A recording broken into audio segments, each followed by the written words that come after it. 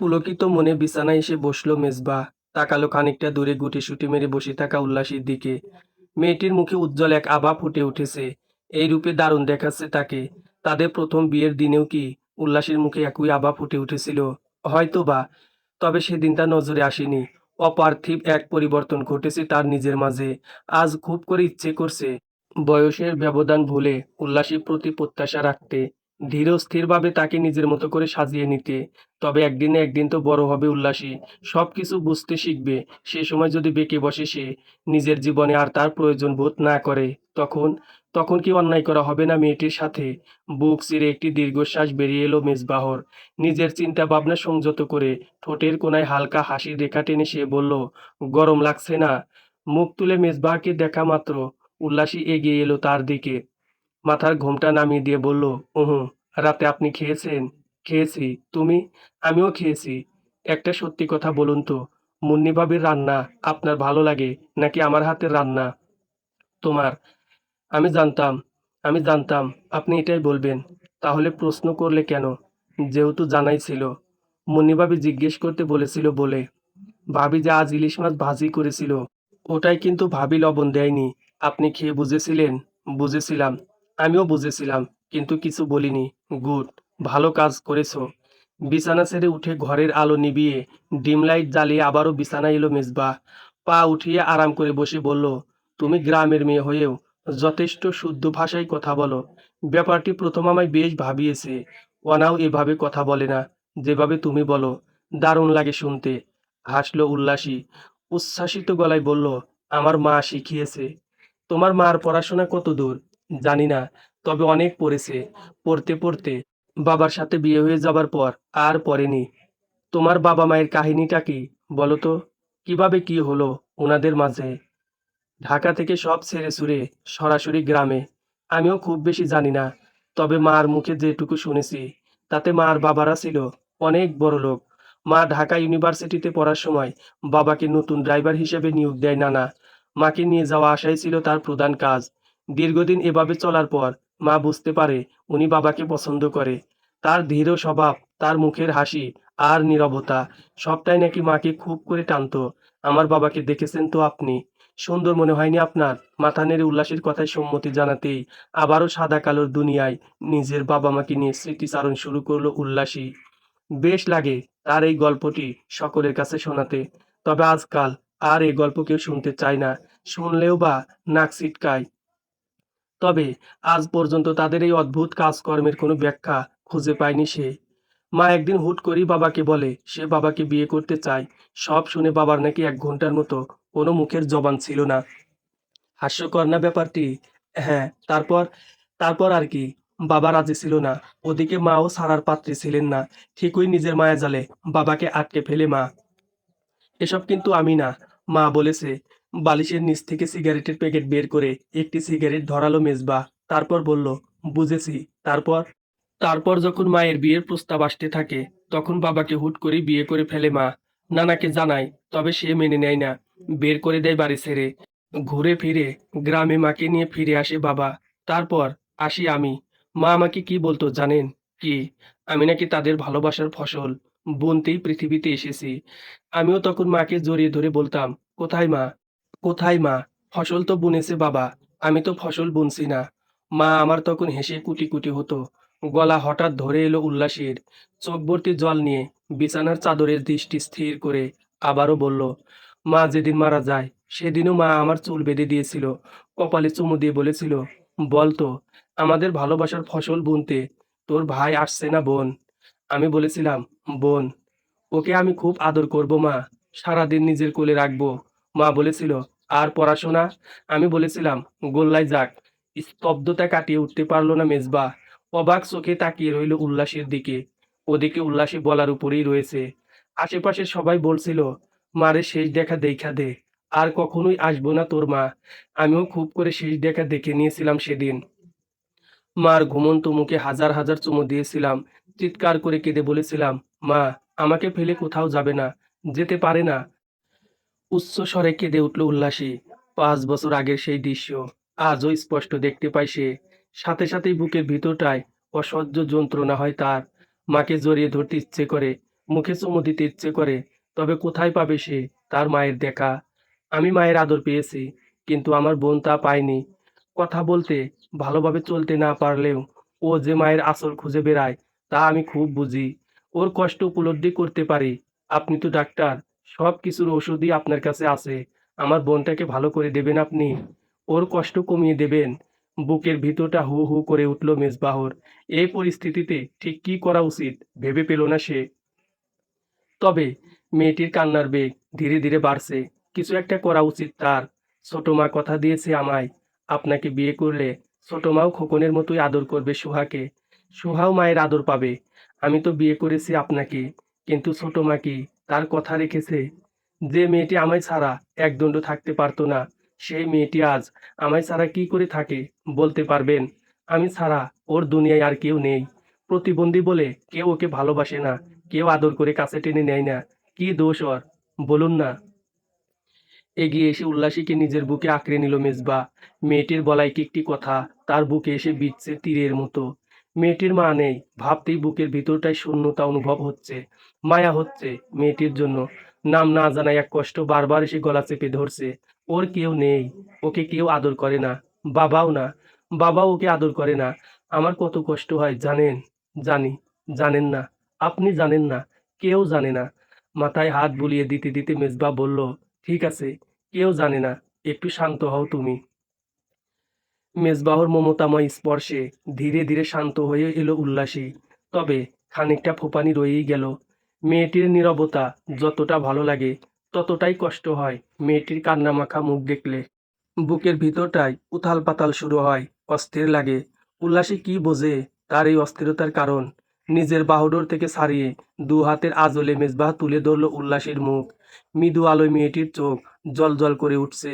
কি আছে তার ওই দুই চোখে? প্রশ্নের জবাব না পেলেও নিজের ঠোঁট জোড়া নিয়ে সে ঠেকালো উল্লাসীর কপালে। চোখ জোড়া বুঝে সময় নিয়ে তাতে এঁকে দিল স্নেহের স্পর্শ। সেদিন আপনাকে জিজ্ঞেস করেছিলাম, বাবা মাকে যতটা ভালোবাসতো আপনিও কি আমায় ততটাই ভালোবাসেন? কিন্তু আজ বলছি, আপনি কখনোই আমাকে সেভাবে ভালোবাসবেন না। যে ভালোবাসা আমি হারিয়ে গেলেই ফুরিয়ে যাবে, আপনি আমাকে সেভাবেই ভালোবাসবেন, যে ভালোবাসায় আমি মার মতো হারিয়ে গেলেও ছোট মার মতো কেউ কখনোই আসবে না। বুক চিরে আবারও একটি দীর্ঘশ্বাস বেরিয়ে এলো মেজবাহর। ঠোঁট জোড়া উল্লাসীর কপাল থেকে উঠিয়ে বালিশে মাথা গুজল সে। ভাগ্য তাকে এ কোন স্রোতে ভাসিয়ে নিয়ে যাচ্ছে, যার একুল ওকুল দুকুলেই ঘন আধারময়। তীক্ষ্ণ দৃষ্টিতে মাথার চুল থেকে পা পর্যন্ত উল্লাসীকে আগাগোড়া লক্ষ্য করলো মুন্নি সরকার। তারপর ভ্রু নাচিয়ে বলল, গোসল দাওনি? উহুঁ। বাড়িতে আম্মা সকালে গোসল দিতে বললেও উনি তো আমাকে সকালে গোসল করতে নিষেধ করে দিয়েছেন। কে? মেজবাহ? হ্যাঁ। উদ্বিগ্ন মনে প্রশ্নের হাঁড়ি খুলে বসল মুন্নি সরকার। মেজবাহ কেন উল্লাসীকে সকালে গোসল করতে নিষেধ করবে? এটুকু বোঝার বয়স তো মেজবাহর হয়েছে। তাহলে কি তেমন কিছুই হয়নি দুজনের মাঝে? পর মুহূর্তেই নিজের প্রশ্নের জবাব নিজেই করে নিল মুন্নি সরকার। কেন হবে না ওসব? তাহলে প্রেম করে বিয়ে করেছি কি কাজে? অবশ্যই রান্নাবান্না করে, শুধু খাওয়ানোর কাজে তো নয়। তবুও নিজের মনে চলা প্রশ্ন উত্তরের পাট চুকাতেই উল্লাসীকে নিজের কাছে এনে বসালো মুন্নি সরকার। একদণ্ড ভেবে ক্ষীণ গলায় বলল, তোমায় মেজবা আদর করে? মাথা নেড়ে তাতে সম্মতি জানিয়ে উল্লাসী বলল, করে তো। কোথায় কোথায় করে? ভ্রু কুঁচকে ফেলল উল্লাসী। বিস্ময় নিয়ে বলল, আদর আবার জায়গায় জায়গায় করা যায় নাকি? যায় তো, জানো না? হুঁ। মনের ভিতরে চলা সন্দেহ আরো জোরজার হলো মুন্নি সরকারের। উল্লাসীর দিকে চেয়ে আগ্রহী গলায় বলল, মুখে, গলায়, ঠোঁটে, আলাদা আলাদাভাবে পুরো শরীরেই তো স্বামীরা আদর করে। কেন তোমায় মেজবা এভাবে আদর করে না? চিন্তায় নিমগ্ন হয়ে উল্লাসী জবাব দিল, না তো। পুরো ব্যাপার বোধগম্য না হলেও এর কারণ খুঁজতে মরিয়া হয়ে উঠল মুন্নি সরকারের মন। কেন করবে না মেজবা এসব? সে যতটুকু মেজবাকে চেনে জানে, তাতে অত্যন্ত ভদ্রসুলভ একজন ব্যক্তি সে। কথাবার্তা খুব একটা না বললেও অত্যন্ত আন্তরিক, এবং ডাক্তার হবার সুবাদে প্রচুর স্বাস্থ্য সচেতন। তাহলে কি ঠিক এই কারণটাই তাদের ভালোবাসার মাঝে বাধা হয়ে দাঁড়িয়েছে? মেজবাহ উল্লাসীকে এতটাই বাচ্চা ভাবে যে পারলে তাকে এখনই ধরে ফিডার খাওয়াবে। সেখানে বাচ্চা একটি মেয়ের সাথে মেজবাহর মতো ছেলে এসব করতে অবশ্যই 10 বার ভাববে। কারণ খুঁজে পেয়ে বেশ উচ্ছ্বসিত হলো মুন্নি সরকার। উল্লাসীর দিকে আবারও ফিরে সে ফিসফিস করে বলল, আমার কথা মন দিয়ে শোনো। আমি যা বলবো তাই করবে। কি করবে তো? শুক্রবার হওয়ায় বেশ বেলা করেই ঘুম থেকে উঠল মেজবা। ফ্রেশ হয়ে ডাইনিংয়ে এসে বসে জোর গলায় কয়েকবার উল্লাসীকে ডাকতেই রান্নাঘর ছেড়ে বেরিয়ে এলো সে। টেবিলে গোছানো সব খাবারের দিকে ইশারা করে বলল, সব মুন্নিভাবি দিয়ে গেছে। আশ্চর্য, সে আবার কেন দিয়েছে এসব? তুমি নিষেধ করনি? উহুঁ, এটা কি ঠিক করেছো? কি যে! আর কথা বাড়ালো না মেজবা। থালায় খিচুড়ি উঠিয়ে মাংসের ঝোল নিয়ে মুখে পুরতে শুরু করলো একের পর এক। খাবার শেষে মেজবা ড্রয়িং রুমে এসে বসতে তার পিছু পিছু এলো উল্লাসী। পাশে বসে নরম গলায় বলল, আপনি আমায় আদর করেন না কেন?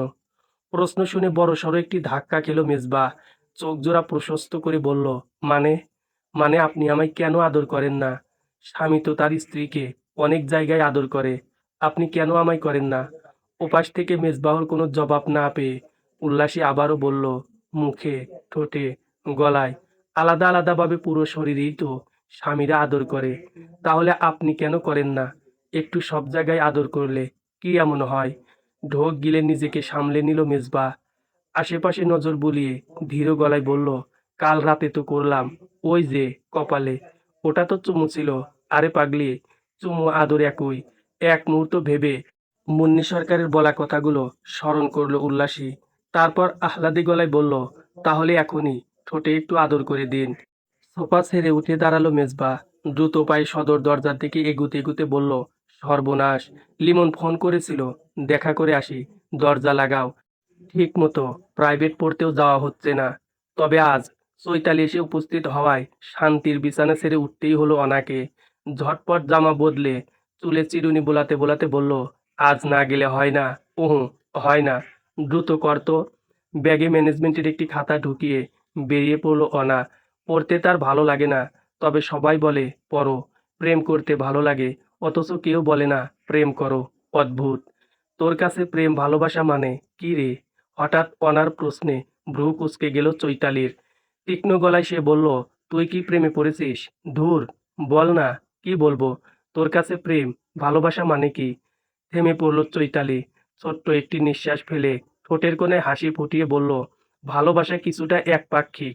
এক পক্ষ থেকে কাউকে নিঃস্বার্থভাবে চাওয়া, তার ভালো লাগাকে নিজের ভালো লাগা বানিয়ে নেওয়ার নামই ভালোবাসা। আর প্রেম দুপক্ষের সেই ভালোবাসার সমন্বয়। দারুণ এক লজিক দিয়েছিস তো।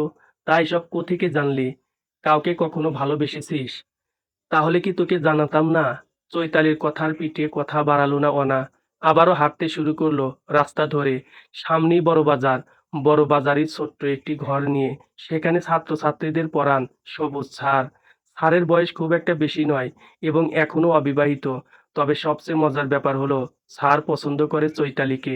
সকলের অগোচরে প্রায়ই চৈতালির দিকে তাকিয়ে লাজুক হাসি দেয়, যেন তার শরীরের প্রতিটি অঙ্গসমূহ সর্বক্ষণ লজ্জায় ভরপুরই থাকে। ঠোঁট চেপে নিজের হাসিকে নিয়ন্ত্রণে আনলো অনা। তারপর চৈতালির কাঁধে হাত রেখে গলি ধরে এগুতেই নজরে এলো ইমাদ। সাথে সাথেই তার মন জুড়ে খেলে গেল খুশির জোয়ার। তুই যা, আমি আসছি। কেন, তুই কই যাবি? আরে তুই যা না, আমি আসছি তো। বেশ জোর করেই চৈতালিকে সামনে এগুতে বলে পিছন ফিরল অনা।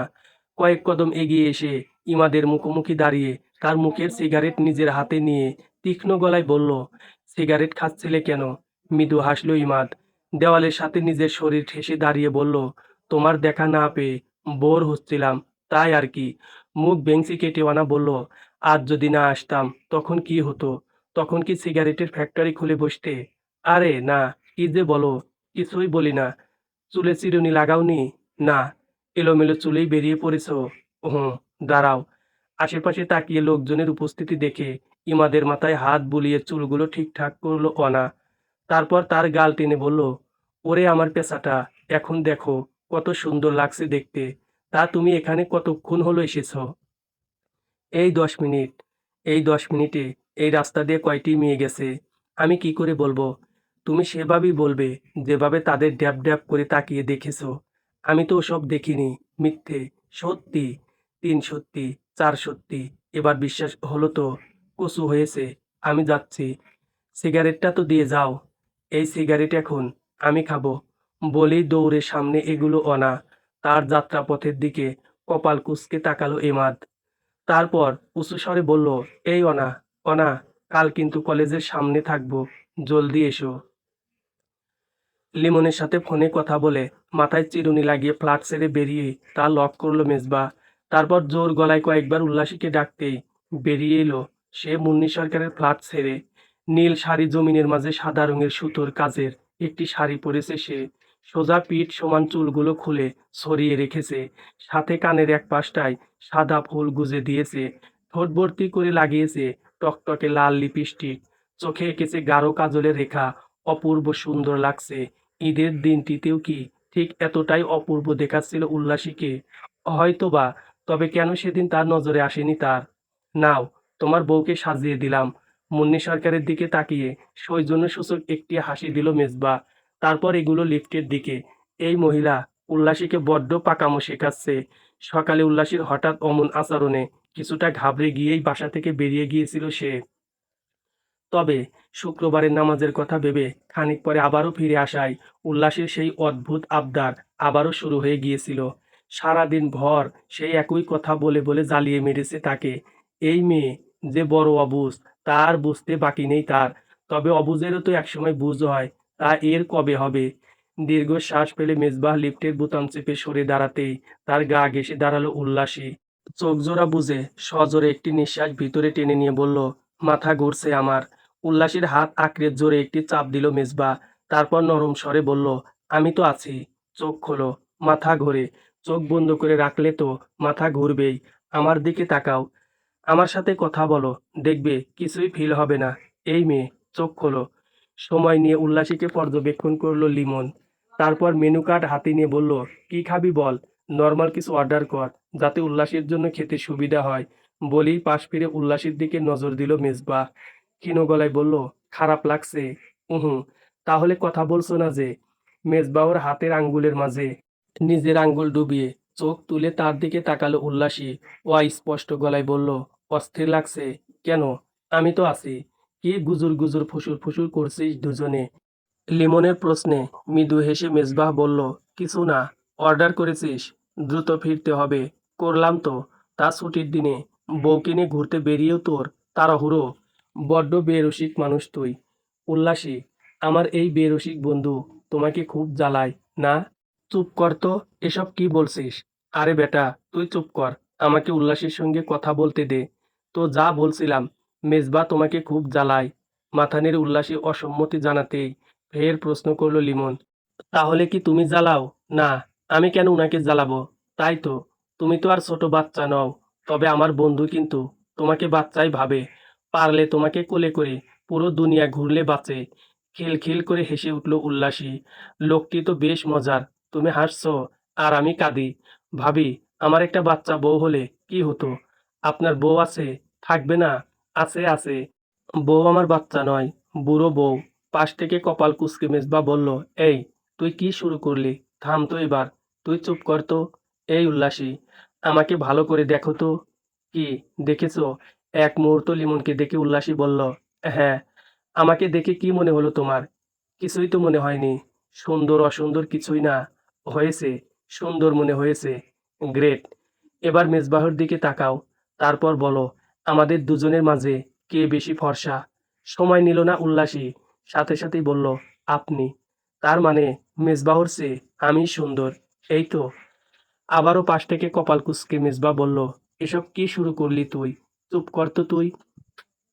আচ্ছা উল্লাসী, তোমার পাশে মেজবা না থেকে আমি থাকলে কেমন হতো? সেই হতো না? উল্লাসীর জবাব দেবার আগেই উঠে দাঁড়ালো মেজবা। শক্ত গলায় লিমনকে বলল, এদিকে আয়, কথা আছে। কি কথা? এখানেই বল। সুন্দরী ভাবিকে ফেলে তো উঠতে মন টানে না। বেটা, তুই উঠবি? মেজবাহ খেপেছে বুঝতে পেরে উঠে দাঁড়ালো লিমন। দু হাত জোড়া প্যান্টের পকেটে গুজে ধীরে সুস্থে এগুলো মেজবাহুর পিছু পিছু। তুই কি করছিস এসব? আকাশ থেকে পড়ার ভান করে লিমন বলল, কি বুঝিস নাকি? আমার বউ, আমি তার পাশে, অথচ তুই কি না নিঃসংকোচে ফ্লার্ট করে যাচ্ছিস। মেজবাহুর কথার তাল না দিয়ে পকেট থেকে ফোন বের করতে করতে ক্ষীণ গলায় গেয়ে উঠল লিমন, তোমার কেন জ্বলে রে বন্ধু? তোমার কেন জ্বলে? তোমার বাচ্চা বউ কারো হলে তোমার কেন জ্বলে? তুই কিছু বললি? হুম। গান গাইছি। গান? বাজে বকিস না তো। আমার কোথাও জ্বলে না। আমার জ্বলবে কেন শুধু শুধু? ফোন আবারও পকেটে পুরে মেজবাহুর কাঁধে হাত রাখলো লিমন। পাশ ফিরে উল্লাসের দিকে তাকিয়ে বলল, বউ তোর কোনো দিক থেকেই বাচ্চা নেই। এমন সুন্দর একটা বউ পাশে রেখে তুই ঘুমোস কেমনে? বলি কি, এসব জলাজলি বন্ধ করে এবার তোর বাচ্চা বিড়ালটা মেরেই ফেল। সময়ের সাথে সাথে মানুষের অভ্যাস বদলে যায়, ভালো লাগাগুলো পাল্টে যায়। ছাত্র অবস্থায় একসময় রাতের এই ঢাকায় রিক্সা নিয়ে এলোমেলোভাবে ঘোরা হতো। তবে আজকাল নানান দায়বদ্ধতায় বাধা পড়ায় তা আর হয়ে ওঠে না। কেন যেন আগের মতো ইচ্ছেও করে না, কিন্তু আজ করছে। সারাটা রাত রিক্সায় করে উল্লাসের পাশে বসে পুরো ঢাকায় ঘুরতে ইচ্ছে করছে। উল্লাসের কোমরে হাত চাপিয়ে তাকে নিজের দিকে টানতে ইচ্ছে করছে মৃদু বাতাসের ছোঁয়াকে উপেক্ষা করে উল্লাসের চুলের মাঝে নাক ডুবাতে। দেবে কি সে তাকে এসবের অনুমতি? বাতাসে সজোরে একটি নিঃশ্বাস ছেড়ে হাতের সিগারেট ফেলে দিল মেজবা। তারপর পাশে তাকিয়ে বলল, রাতের ঢাকা অপরূপ সুন্দর না? হ্যাঁ, বেশ লাগছে আমার। আগামী শুক্রবার আবার বেরোবো। চোখ মুখ উজ্জ্বল হয়ে উঠল উল্লাসের। ঠোঁটের কোণায় হাসির রেখা ফুটিয়ে বলল, সত্যি? হ্যাঁ। তবে সেদিন লিমন থাকবে না, শুধু আপনি আর আমি। হ্যাঁ, ঠিক আছে। ফুটপাতের রাস্তার দিকে নজর দিল মেজবা। লিমন আজ যথেষ্ট জ্বালিয়েছে তাকে। এটা সেটা নানান কথাবার্তার মাঝে ফুটিয়ে তুলেছে উল্লাসী সুন্দর, এবং উল্লাসের মতো সুন্দরী এক মেয়ের পাশে তার মতো সুদর্শন এক পুরুষকেই মানায়। বিষয়টি হয়তো হাসি ঠাট্টার হলেও একদম ভালো লাগেনি মেজবাহর। লিমনের স্ত্রীর সঙ্গে তো বেশ কয়েকবার দেখা হয়েছে তার, তবে কখনোই এমন বিশ্রী রসিকতা তো করেনি সে, আর না কখনো করবে। লিমনকে কেমন লাগে তোমার? হঠাৎ মেজবাহর এমন প্রশ্নে তার দিকে তাকালো উল্লাসী। সহজ গলায় বলল, ভালোই তো লাগে, মানুষটা অনেক মজার। আর আমাকে? আপনিও ভালো, তবে উনার মতো মজার নন। ওহ, আচ্ছা। লিমন কি সত্যি আমার চেয়ে সুন্দর? হ্যাঁ, উনি তো অনেক বেশি ফর্সা। মন অসম্ভব রকমের খারাপ হয়ে এলো মেজবাহর। তবে এর ঠিক যৌক্তিক কারণ খুঁজে পেল না সে। লিমন সুন্দর, এবং তার চেয়ে কয়েক গুণে বেশি সুন্দর। উল্লাসী তো ভুল কিছু বলেনি, তাহলে শুধু শুধু খারাপ লাগছে কেন তার? উল্লাসীর মুখে লিমনের প্রশংসা শুনে লম্বা একটি দম ছেড়ে আরেকটি সিগারেট ধরালো মেজবা। চলন্ত রিকশায় বসে সিগারেট ফোকার মতো মজা এ জীবনে আর কিছুতে আছে বলে আগে মনে হতো না। তবে আজ ভিন্ন কিছুর সুখ অনুধাবন করতে পারছে সে। এ সুখ সকল সুখের ঊর্ধ্বে। কিছু খাবে? হুম। সিগারেট শেষ করলো না মেজবা। আবারও তা রাস্তায় ফেলে শীতল গলায় বলল, কেন? ফুচকা, চটপটি বা আইসক্রিম কিছু একটা খাও। ঠিক আছে, খাবো। জানেন, কনা আপা যে কলেজে পড়ে তার সামনে রোজই ফুচকা, চটপটি নিয়ে আসে। তবে ছোট মা ওসব খাবার জন্য টাকা দিত না। আমি প্রায়ই দেখেছি ওসব, কিন্তু কখনো খাওয়া হয়নি। বুকের ভিতরটা কেঁপে উঠল মেজবাহর। ছোট মার কথা এর আগে অনেকবারই বলেছে উল্লাসী, তবে প্রায়ই তা উপেক্ষা করে গেছে সে। জিজ্ঞেস করবে করেও করা হয়ে ওঠেনি। একজন সন্তান কতটা নিঃস্ব তার মাকে ছাড়া, তা আজ খুব করে অনুভব করতে পারছে। বুক চিরে বেরিয়ে আসা দীর্ঘ শ্বাস ফেলে ঠোঁট হালকা প্রশস্ত করলো মেজবা। তারপর বলল, চলো, আজ আমি খাওয়াই তোমাকে। মামা, রিকশায় এক সাইড করে থামাও তো। চুলের ফুল খুলে বাসায় পরার জামা হাতে অষ্টমে ঢুকলো উল্লাসী। অসম্ভব মজার ছিল আজকের বিকেল। প্রথমে অস্বস্তি হলেও পরবর্তীতে তা কাটিয়ে উঠে সময়কে বেশ উপভোগ করেছে। উচ্ছ্বাসে ভরপুর মনে মাথার চুলগুলো হাত খোপা করলো উল্লাসী। তারপর শাড়ি খুলতেই নজরে এলো শাড়ির মাঝ বরাবর লেগে থাকা দাগ। দ্রুত জামা বদলে কল ছেড়ে শাড়ি এবং পেটিকোট ধুয়ে ফেললো সে। ভাগ্যিস উনার নজরে পড়েনি এসব, নয়তো কেলেঙ্কারি হয়ে যেত। ব্যালকনিতে কাপড় মেলে ঘরে এলো উল্লাসী। গ্রাম থেকে আনা কাপড়ের ব্যাগ খুঁজতে সে পা বাড়ালো পাশের ঘরের দিকে। ব্যাগপত্র এখনো যেভাবে আনা হয়েছিল সেভাবেই রয়েছে ও ঘরে। যখন যা দরকার পড়ে তা ব্যাগ থেকে বের করা হয়। অবশ্য এতে নানান ঝামেলা পোহাতে হয় তাকে। কোনো কাপড় ঠিকঠাকভাবে খুঁজে পাওয়া যায় না, যার দরুন পুরো ব্যাগের কাপড়-চোপড় বের করতে হয় এবং আবারও তা পুনরায় গুছিয়ে রাখতে হয়। ছোট্ট একটি নিঃশ্বাস ফেলে ধীরে সুস্থে মেঝেতে বসলো উল্লাসী। তলপেটে হালকা ব্যথা অনুভব হচ্ছে, যা কিছুক্ষণের মাঝে আরো বাড়বে। অসহনীয় এই ব্যথা নিয়ে আবারও ৩ রাত জেগে কাটাতে হবে। ভাবতেই উল্লাসীর চোখ মুখ ছোট হয়ে এলো। কেন এসব হয় মেয়েদের? এসব না হলে কি এমন ক্ষতি হতো তা হাজার ভেবেও মাথায় আসে না তার। কপাল কুঁচকে পুরো ব্যাগ হুলস্থুল করে খুঁজেও মাসিকে ব্যবহার্য জিনিসপত্রের দেখা পেল না উল্লাসী। তাহলে কি সেসব নিয়েই আসেনি সে? মনে পড়ছে না।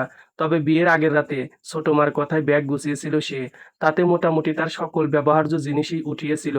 তাহলে এসব কিভাবে বাদ পড়ে গেল? রাত 10টার খবর শেষ করে সোফা ছেড়ে উঠল মেজবা, এগুলো শোবার ঘরের দিকে। সন্ধ্যায় বাসায় ফেরার পর উল্লাসী একবারও আজ টেলিভিশন দেখতে ড্রয়িং রুমে আসেনি। বিষয়টি খানিকটা গোলমেলে লাগলেও টকশো দেখায় এতটাই মগ্ন হয়ে পড়েছিল সে যে উল্লাসীর ব্যাপারটি মাথা ছেড়ে বেরিয়ে গিয়েছিল। কিন্তু করছে কি একা ঘরে মেয়েটি? এতক্ষণ যাবৎ একবারও যে দেখা মিলল না তার। কি ব্যাপার, আজ তোমার ভূতেরা ভূতগিরি দেখাতে আসেনি নাকি? একাই ঘরে বসে রয়েছো যে? মেজবাহর প্রশ্নের জবাব দিল না উল্লাসী। বিছানায় গুটিসুটি মেরে দু হাতে পেট চেপে চুপচাপ বসে রইল।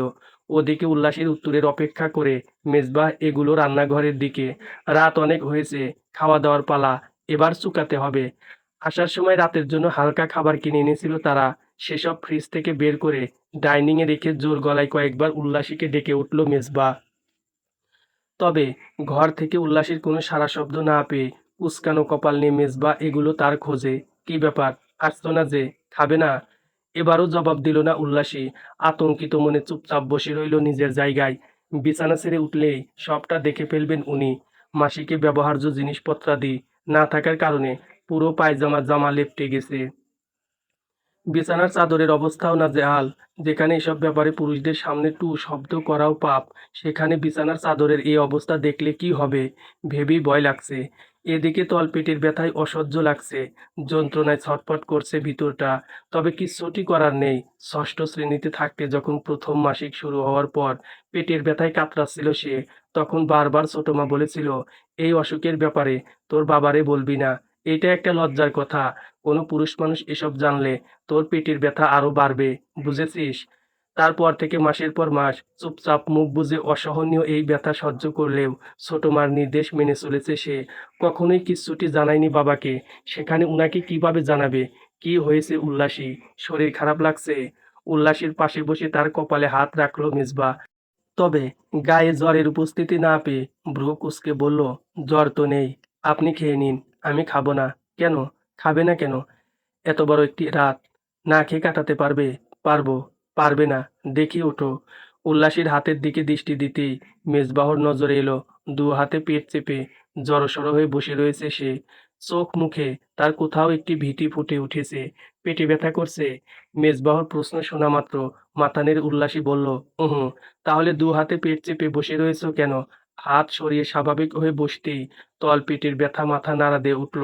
ঠোঁট চেপে চোখ জোড়া বুজে উল্লাসী ক্ষীণ স্বরে বলল, আপনি যান, আমি খাবো না। আশ্চর্য, তোমার কিছু হয়েছে? কি হয়েছে তোমার? আমাকে বলো। কিছু হয়নি, আপনি যান। আমি একা নই, তুমিও যাবে। জোর করে উল্লাসীকে বিছানা থেকে উঠানো মাত্র চোখজোড়া প্রশস্ত হয়ে এলো মেজবাহর। চাদরের দিক থেকে দৃষ্টি সরিয়ে উল্লাসীর দিকে তাকালো সে। চোখ ভর্তি জল নিয়ে চুপচাপ তার টি শার্ট খামচে দাঁড়িয়ে রয়েছে উল্লাসী। ভয় পাচ্ছে মেয়েটি, প্রচুর ভয় পাচ্ছে। পিরিয়ড হয়েছে? মেজবাহর প্রশ্নের জবাবে মাথা নাড়ালো উল্লাসী। ভয়ে তার আত্মা শুকিয়ে আসছে। কি করবে এখন সে? না বলছো কেন?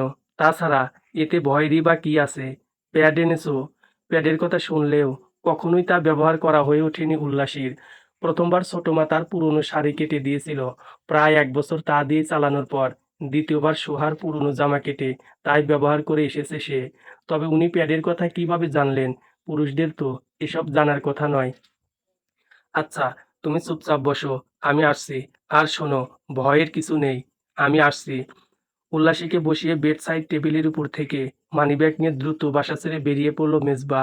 আপাতত উল্লাসীর কাছে এসব প্রশ্ন করা অহেতুক। গ্রামের জন্ম, সৎমার ঘর, এক্ষেত্রে বিলাসবহুল জীবন তো তার পাবার কথা নয়। বাদবাকি রইল চিন্তা ভাবনা। তাতে ওর ছোট মা কি বলে দিয়েছেন তা না হয় উল্লাসীর মুখ থেকেই শোনা যাবে। একটি শপিং ব্যাগ উল্লাসীর হাতে দিয়ে তাকে পরিষ্কার হয়ে আসতে বলল মেজবা। তারপর এগুলো পাশের ঘরের দিকে। মেয়েটির জামা কাপড়ের জন্য আলমারিতে কিছু তাক খালি করে দিতে হবে। আসার পর জামাকাপড় ব্যাগ থেকে কিছুই নামায়নি সে। হয়তোবা সাহস করে উঠতে পারেনি, অথবা এসব মাথাতেই আসেনি তার। ছোট্ট একটি নিঃশ্বাস ফেলে একটি কামিজ নিয়ে আবারও শোবার ঘরে ফিরল মেজবা এবং তা উল্লাসের দিকে বাড়িয়ে দিয়ে বলল, দ্রুত যাও। দাঁড়াতে একরাশ অস্বস্তি এসে চেপে ধরলেও ধীরে সুস্থে বিছানা ছেড়ে উঠে দাঁড়ালো উল্লাসী। পেট আঁকড়ে এগুলো ওয়াশরুমের দিকে। অপরদিকে উল্লাসী ওঠার পর বিছানার চাদর তুলে তা এক কোণায় রেখে নতুন চাদর বের করে তা বিছানায় বিছালো মেজবা। তারপর এগুলো রান্নাঘরের দিকে। বেশ ক বছর আগে পায়ের কিছু অসুবিধার কারণে হট ওয়াটার বোতল কিনেছিল সে, যা দিয়ে প্রায় সেঁক নিয়ে যেমন পায়ের সমস্যা লাঘব করত, তেমন শীতকালেও হাত পা গরম করার কাজে ব্যবহার করত। তবে বোতলটি কোথায় রাখা হয়েছে তা ঠিক মনে পড়ছে না। চুলোয় গরম পানির হাঁড়ি উঠিয়ে দিয়ে আবারও ঘরে ফিরে এলো মেজবা। পুরো ঘর জুড়ে চিরুনি অভিযান শুরু করলো বোতলের আশায়। দাও, টাওয়েল আমার হাতে দাও, আমি মেলে দিচ্ছি। মেজবাহুর কথায় তার হাতে টাওয়েল দিয়ে বিছানায় এসে বসলো উল্লাসী। গোসলের পর একটু আরাম অনুভব হলেও তলপেটের ব্যথায় অস্থির লাগছে। শটানভাবে পেট আঁকড়ে বিছানায় উপুর হয়ে শুয়ে পড়ল উল্লাসী। কিছুই ভালো লাগছে না তার, খুব অসহায় লাগছে নিজেকে। উল্লাসী, তোমার পেট ব্যথা কি খুব বেশি? হুম, সহনীয় না অসহনীয়? জানি না, কিচ্ছু জানি না। ছোট্ট একটি নিঃশ্বাস ফেলে পাশের ঘরে গিয়ে ওষুধের কার্টুন খুলে অ্যালজিনের একটি পাতা বের করলো মেজবা। তারপর এক গ্লাস পানি হাতে উল্লাসীর পাশে এসে বলল, এটা খাও, কিচ্ছু লাগবে না আমার, আপনি এখান থেকে যান। ফুপিয়ে কেঁদে উঠল উল্লাসী। সেদিকে তাকিয়েই হাতের গ্লাস নামিয়ে রাখলো মেজবা। নরম গলায় বলল, এটা খেয়ে নাও, আর আমি পানি গরম দিয়েছি, বোতলে ঢেলে দিয়ে যাচ্ছি। তলপেটে সেঁক নিলেই ব্যথা অনেকটা কমে আসবে। আপনি কি করে জানলেন? আপনি জানার পরেই আমার পেটের ব্যথা এত বেশি হয়েছে। কে বলেছে এসব তোমায়? নিশ্চিত ছোট মা? হ্যাঁ। তো এটা বলে দেয়নি স্বামীর কাছে এসব বিষয় নিয়ে হ্যাজিটেট অর্থাৎ সংকোচ বোধ করার কিছু নেই? কেন থাকবে না কেন? স্বামী কি পুরুষ নয়? উল্লাসী ফোঁপাতে ফোঁপাতে একথা বলতেই হেসে উঠল মেজবা।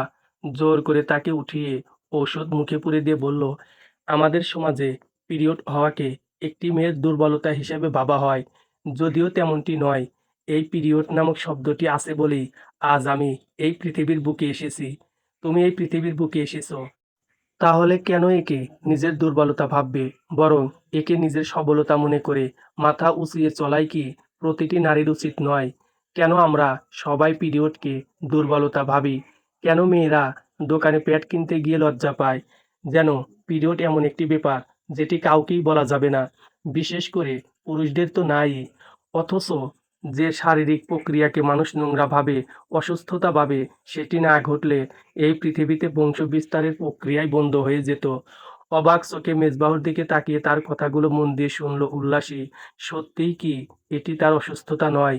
তবে যে ছোট মা বলেছিল এটি মেয়েদের অসুখ, পুরুষেরা জানলেই যে পেটের ব্যথা বাড়বে, এটি আসলে কুসংস্কার। তাছাড়া শুধু পিরিয়ডের ক্ষেত্রে নয়, আমি তোমার স্বামী, সেক্ষেত্রে ক্ষুদ্র থেকে ক্ষুদ্র সমস্যা হলেও তুমি সেগুলো আমাকে বলবে, তবেই না আমাদের মাঝের বন্ধন দৃঢ় হবে। মাথা নেড়ে উল্লাসী মেজবাহুর কথায় সম্মতি জানাতেই উঠে পড়ল সে। বোতলটি পাওয়া গেছে, তবে তাতে ধুলোবালির স্তর পড়েছে। ধুয়ে মুছে ঠিকঠাক করে তবেই পানি উঠাতে হবে তাতে। বোতল ধোয়ার কাজে লেগে পড়ল মেজবা। সময় নিয়ে ধুয়ে তাতে পানি উঠিয়ে ফিরে এলো শোবার ঘরে। উল্লাসীর হাতে বোতলটি দিয়ে বলল, খাবার আনি, খেতে ইচ্ছে করছে না। না করলেও সামান্য খেয়ে নাও। উহু, কিসের উহু? না খেলে আমি কিন্তু বাসা ছেড়ে বেরিয়ে যাব। তখন থেকেও রাতে একা একা। কপাল কুঁচকে ফেলল উল্লাসী। অভিমানী সুরে বলল, যান না, যান। আমিও মুন্নি ভাবিকে ডেকে আনবো। পুরো রাত পেটের ব্যথায় ছটফট করে ভোরের দিকে ঘুমিয়েছে উল্লাসী। তাই আর সকালে ঘুম থেকে উঠে তাকে ডাকলো না মেজবা। নাস্তা করে তৈরি হয়ে বেরিয়ে পড়লো হাসপাতালের উদ্দেশ্যে। মেয়েটিকে এভাবে একা ফেলে যেতে কোনোভাবেই মন টানছে না তার। বুকের ভিতরটাই অস্থির লাগছে, তবুও তাকে যেতেই হবে। বাইরে থেকে দরজা লক করে মেজবাহ এগুলো মুন্নি সরকারের ফ্ল্যাটের দিকে। আপাতত উনি ছাড়া দ্বিতীয় কোনো উপায়ন্তর নেই। তাছাড়া মহিলা এমনিতে খারাপও নয়, তবে তার অতিরিক্ত বকবকের কারণে একদমই সহ্য হয় না তাকে মেজবাহর। কি খবর? এত সকাল সকাল আমাকে কি মনে করে মনে পড়ল? সৌজন্যসূচক মৃদু হেসে ফ্ল্যাটের চাবি মুন্নি সরকারের দিকে বাড়িয়ে দিয়ে মেজবা বলল, এটা রাখুন। খানিকক্ষণ পর পর গিয়ে উল্লাসীকে একটু দেখে আসবেন। কেন, উল্লাসীর কিছু হয়েছে? ওই আর কি, একটু অসুস্থ।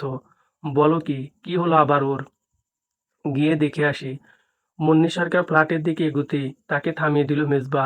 বলল, এখন ও ঘুমুচ্ছে, কিছুক্ষণ ঘুমোক, আপনি একটু পর গিয়ে ওকে একটু খাইয়ে দিয়ে আসবেন। আমি টেবিলে ব্রেড রেডি করে রেখে এসেছি, আর আমিও একটু ফ্রি হলে চলে আসব। আপনি প্লিজ ওকে একটু দেখবেন। আরে, এভাবে আবার বলতে হবে নাকি? অবশ্যই আমি দেখব, তুমি যাও। স্বস্তির নিঃশ্বাস ফেলে লিফটের দিকে পা বাড়ালো মেজবা। অদ্ভুত এক অনুভূতি হচ্ছে তার উল্লাসীকে ফেলে যেতে, যেন পুরো জীবনের জন্য হারিয়ে ফেলছে সে উল্লাসীকে। না চাইতেও অজ্ঞাত এক মায়াজালে সে নিজেকে জড়িয়ে ফেলছে উল্লাসীর সঙ্গে। তাকে নিয়ে ভাবছে, তার কষ্ট উপলব্ধি করতে পারছে। এসব কি মায়া, নাকি অন্য কিছু? কলেজের গেটে ইমাদের দেখা না পেয়ে মন অসম্ভব খারাপ হয়ে এলো অনার। কাঁধের ব্যাগ চৈতালির কাছে দিয়ে তাকে ভিতরে পাঠিয়ে সে পায়চারি শুরু করলো রাস্তা ধরে। 2 মাস হলো ইমাদের সঙ্গে সম্পর্কে জড়িয়েছে সে। এই কলেজেরই ইংরেজি বিষয়ের শিক্ষক নুরুল ইসলামের বড় ছেলে ইমাদ। পড়াশোনায় খুব একটি মনোযোগী না হলেও বাবার ইচ্ছেতে ঢাকার একটি প্রাইভেট ভার্সিটিতে অধ্যয়নরত রয়েছে সে। তবে মাসের 7 দিন ঢাকায় কাটালেও বাদবাকি দিনগুলো গ্রামে শুয়ে বসে কাটায় এমার। এভাবেও বুঝি পড়াশোনা হয়, ভেবে পায় না অনা। অবশ্য তার নিজেরই যেখানে পড়াশোনায় মন বসে না, সেখানে এমাদের কি করে বসবে? দুজনে কি দুপথের যাত্রী? মোটেও নয়, দুজনেই তারা একই পথে গমনকারী। সরি সরি, দেরি হয়ে গেল। এমাদের ক্লান্তিমাখা মুখ দেখে মৃদু হাসলো অনা। আদুরে গলায় বলল, ঘুম থেকে উঠতে দেরি হওয়ায় এভাবে দৌড়ে আসতে হবে? আজ না এলে কি এমন হতো? তুমি যে অপেক্ষা করতে। ইস, আমার পেশাটা কত ভাবে। চলো একটু হেঁটে আসি। তোমার কলেজের তো তোমার মতো দৌড়ানির সাধ্য নেই। থাকবে সে নিজের জায়গাতেই দাঁড়িয়ে। হাসলো এবার। আশেপাশে একবার চোখ বুলিয়ে অনার হাতের আঙ্গুলের মাঝে ডুবিয়ে দিল নিজের আঙ্গুল।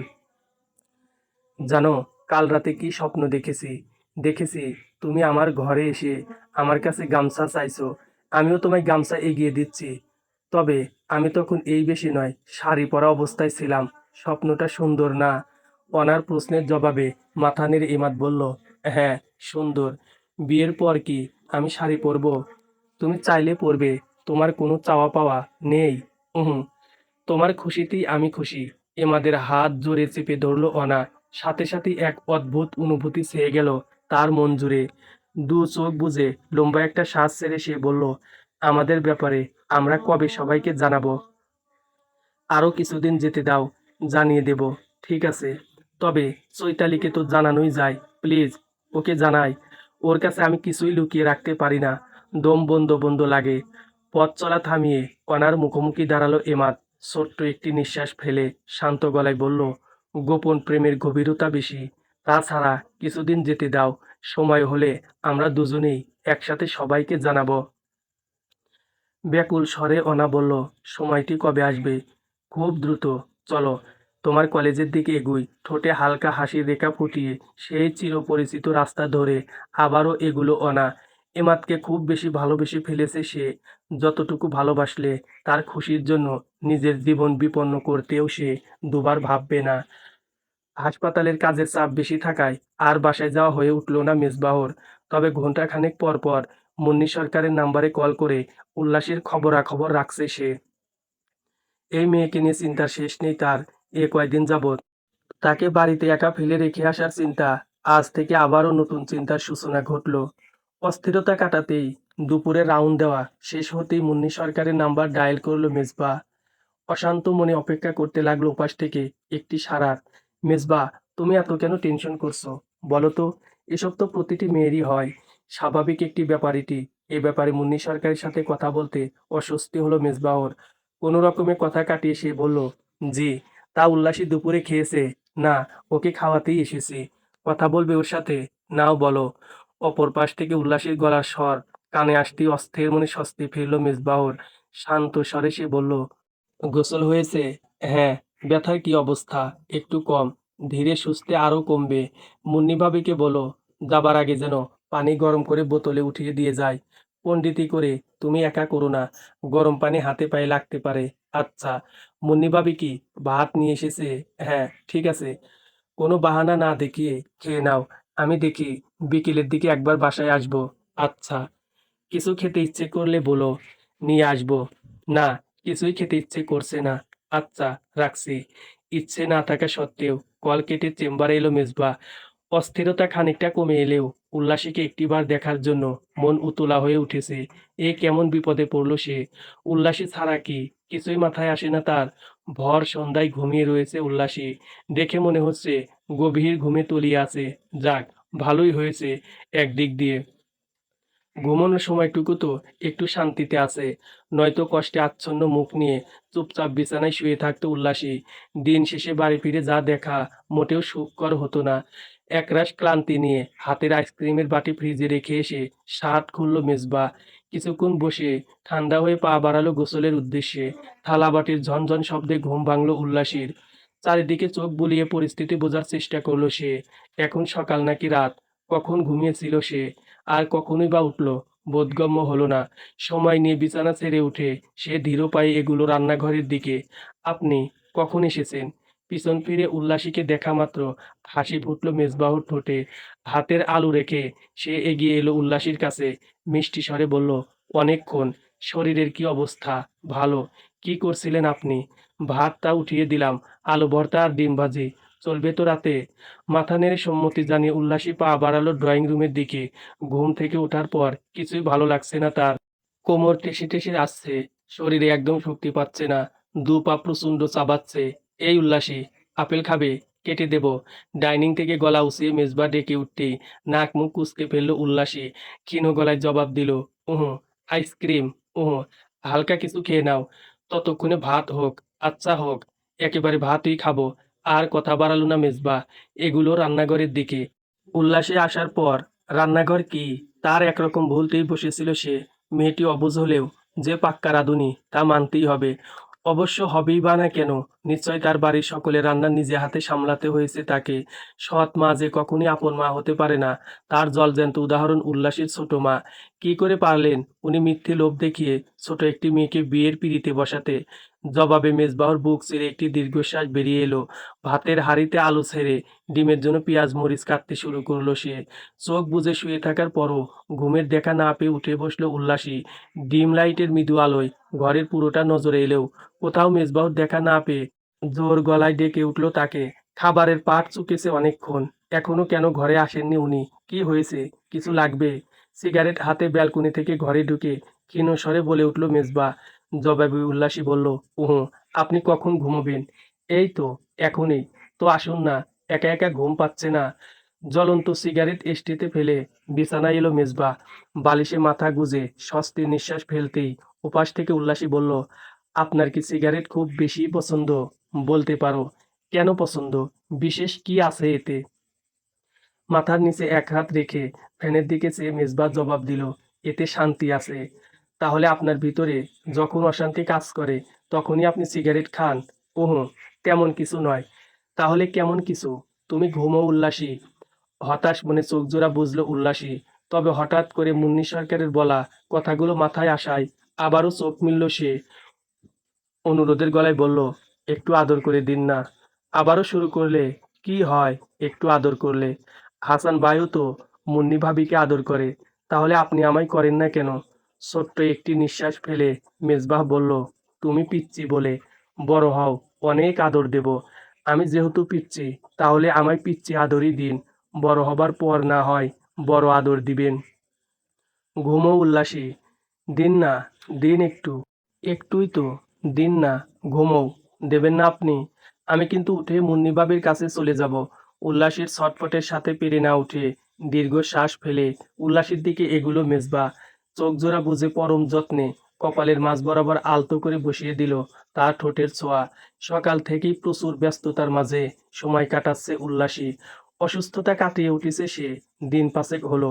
ঠিক অসুস্থতাও নয়, উনি বলেছেন মাসিক কোনো অসুস্থতা নয়। তবে যেটাই হোক সেটি ভেজাল ছাড়া দ্বিতীয় কিছু মনে হয় না তার। তলপেটে ব্যথা, হাঁটতে অসুবিধা, কোমর ঠেসে আসা, এত কিছুর মুখোমুখি হবার পরেও এই প্রথমবার নিজেকে বেশ ফুরফুরে লাগছে তার।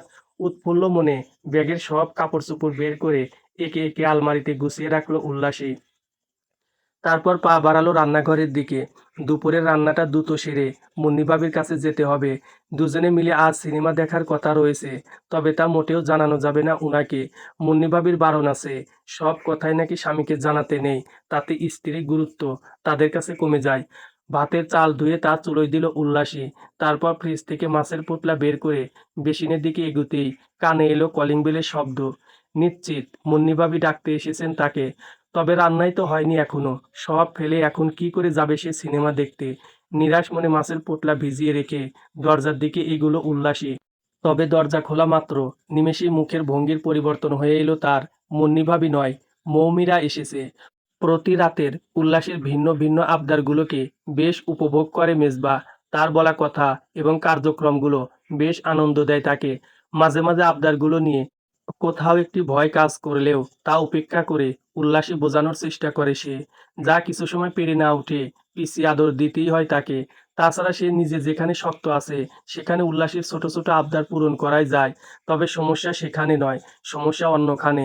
উল্লাসীকে একা বাসায় ফেলে হাসপাতালে এসেও কাজে মন দিতে পারে না মেজবা। উদ্যত মন সারাক্ষণ আনচান করে মেয়েটির জন্য। কখন রাত হবে সে প্রহর গুনে। মেয়েটি মায়াজালে যে বেশ শক্তপোক্ত করে আটকে পড়েছে সে, তা বুঝেও মনকে হাজারটা কারণ দেখিয়ে বুঝ দেয় মেজবা। কেন যেন বিবেক কোনোভাবেই সায় দেয় না এ কথায়।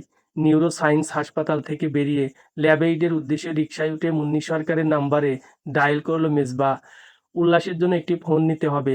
বারবার তার খবর নিতে মুন্নি সরকারের কাছে কল করায় বড্ড সংকোচ বোধ হয়। তাছাড়া উনার নানান প্রশ্ন তো রয়েছেই। সব মিলিয়ে ফোনের ওপাশ থেকে মুন্নি সরকারের আওয়াজ শোনা মাত্র অসহ্য অস্বস্তি এসে চেপে ধরে তাকে। হ্যালো, মেজবা। জি ভাবি, একটু উল্লাসীকে ডেকে দেবেন। তাকে আর কোথায় পাই আমি? তোমার ভাই বোনেরা এসেছে না, তাদের নিয়েই পড়ে আছে সে। তুমি একটু লাইনে থাকো, আমি দিচ্ছি। হতবাক হলো মেজবা। একরাশ বিস্ময় নিয়ে বলল, ভাই বোন এসেছে আমার? কারা এসেছে? তোমার বড় ভাই আর ছোট বোন। বলেন কি? আচ্ছা, আমি আসছি। তা এসো। তবে তোমাদের পরিবার থেকে যে উল্লাসীকে এত সহজভাবে মেনে নিয়েছে তা দেখেই আমার ভালো লাগছে। হ্যাঁ, ওই তো। আচ্ছা, রাখছি। দ্রুত ফোন কেটে রিকশা ঘোরাতে বলল মেজবা। আপাতত বাসায় যাওয়া তার বেশ জরুরি হয়ে পড়েছে। বড় ভাই এবং অনা যে আসবে তা তো একবারও জানায়নি তাকে। তাহলে এভাবে হুট করে আসার মানেটা কি?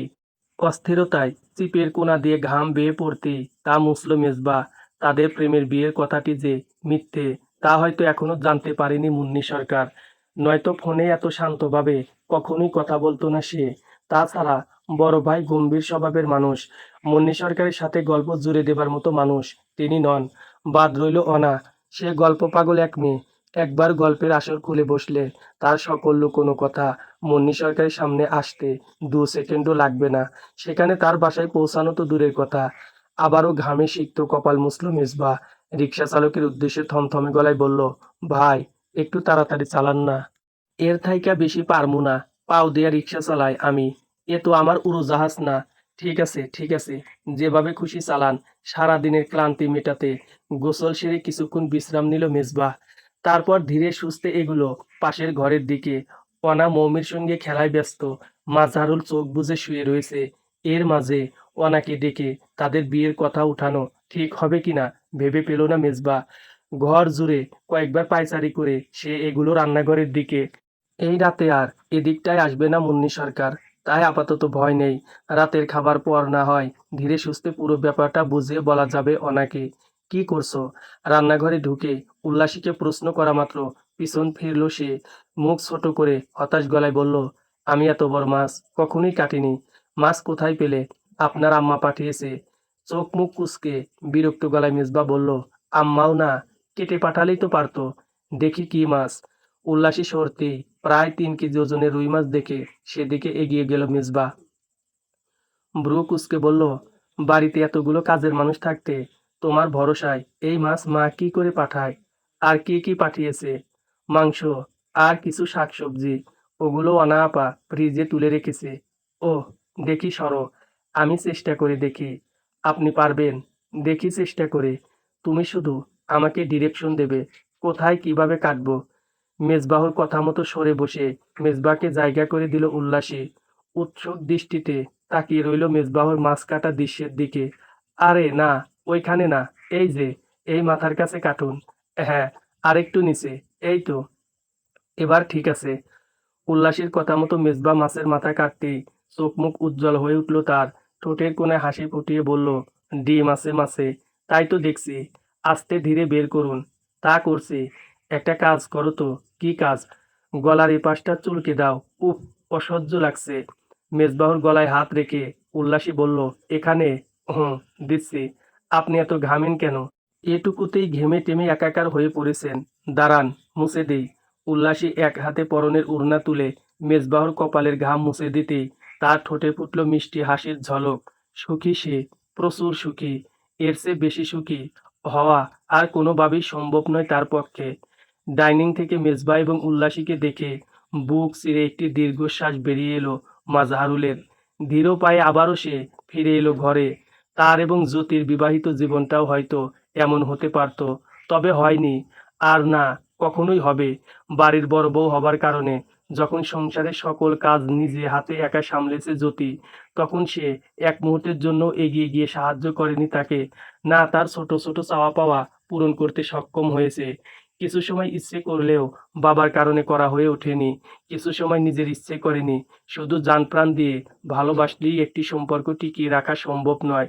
তাতে যেমন সম্মান দরকার, ঠিক ততটাই দরকার একে অপরকে বোঝা।